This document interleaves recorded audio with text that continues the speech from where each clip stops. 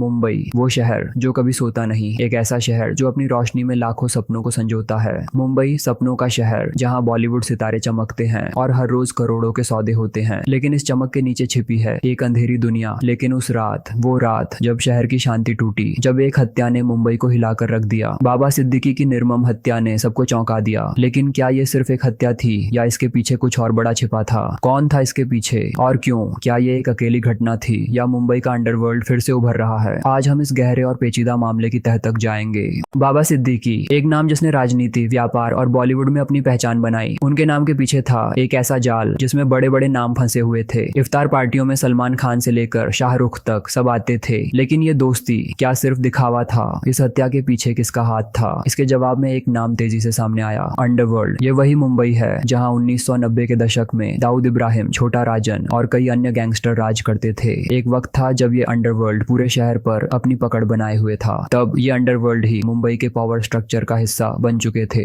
बाबा सिद्दीकी की हत्या की जांच में कई सवाल उठते हैं। इस हमले को बड़ी प्लानिंग के साथ अंजाम दिया गया था। कुछ इसे पर्सनल दुश्मनी बताते हैं तो कुछ इसे एक पॉलिटिकल साजिश मानते हैं। लेकिन क्या ये सिर्फ पर्सनल दुश्मनी का मामला था या फिर इसके पीछे कुछ और बड़ा छिपा था? इस मर्डर को देखकर ये कहना मुश्किल नहीं था कि ये काम प्रोफेशनल्स का था। कार को रोकना, अचानक हमला करना और किसी तरह की गलती न करना, ये कोई साधारण वारदात नहीं थी। कुछ ही समय बाद एक नाम फिर से चर्चाओं में आया, लॉरेंस बिश्नोई, एक कुख्यात गैंगस्टर जिसने जेल के अंदर से भी अपने साम्राज्य को कायम रखा। उनकी दुश्मनी का सबसे चर्चित केस था सलमान खान को दी गई धमकी। लेकिन क्या बाबा सिद्दीकी की हत्या का इससे कोई कनेक्शन था? क्या ये सब एक बड़ी रणनीति का हिस्सा था? और क्या सलमान खान से जुड़े विवाद की वजह से ये मर्डर हुआ? लॉरेंस बिश्नोई गैंग के संचालन का तरीका बेहद शातिर है। जेल में बंद रहते हुए भी वो गैंग को कंट्रोल करता है। उनके गैंग के छोटे गुंडे उनकी योजनाओं को अंजाम देते हैं। क्या बाबा सिद्दीकी की हत्या भी इसी गैंग की साजिश थी? इस हत्या के पीछे रियल एस्टेट और पॉलिटिक्स के भी गहरे कनेक्शंस हो सकते हैं। बाबा सिद्दीकी बांद्रा वेस्ट के सबसे बड़े नेताओं में से एक थे, जहां की जमीन की कीमतें आसमान छू रही हैं। बड़े बिल्डर्स और नेताओं के बीच उनके संबंधों पर भी कई सवाल उठ रहे हैं।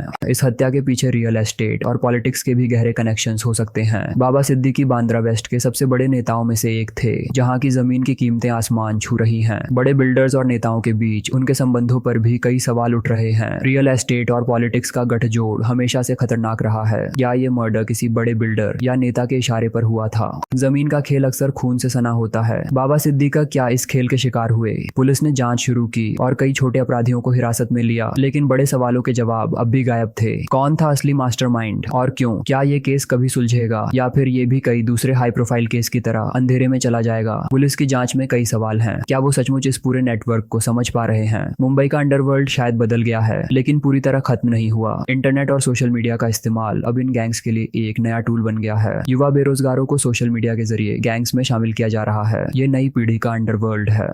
अंडरवर्ल्ड शायद खत्म नहीं हुआ है, बल्कि उसने सिर्फ अपना रूप बदला है। सवाल यह है कि क्या सरकार और पुलिस इस बदलते अंडरवर्ल्ड के खिलाफ कारगर कार्रवाई कर पाएंगे या फिर मुंबई एक बार फिर से गैंग वॉर्स का गढ़ बन जाए। बाबा सिद्दीकी की हत्या के कई पहलू अब भी अधूरे हैं। क्या हम कभी सच जान पाएंगे या ये मामला भी उन हजारों मामलों में शामिल हो जाएगा जिनका सच कभी सामने नहीं आया? सवाल यह है, क्या अंडरवर्ल्ड वापस लौट रहा है और क्या हम इसके खिलाफ तैयार हैं? ये केस एक गंभीर चेतावनी है कि अगर समय रहते ध्यान न दिया गया तो मुंबई एक बार फिर से उस दौर में लौट सकता है जहां अंडरवर्ल्ड का राज चलता था। अब ये हम पर निर्भर है कि हम सच का सामना करें और अपनी सुरक्षा के लिए क्या कदम उठाते हैं। इस कहानी का अंत अभी अधूरा है। क्या आपको लगता है कि इस हत्या के पीछे कौन है? अपने विचार कमेंट सेक्शन में साझा करें और अगर आपको हमारी वीडियो पसंद आई हो तो इसे शेयर करें और चैनल को सब्सक्राइब करना न भूलें।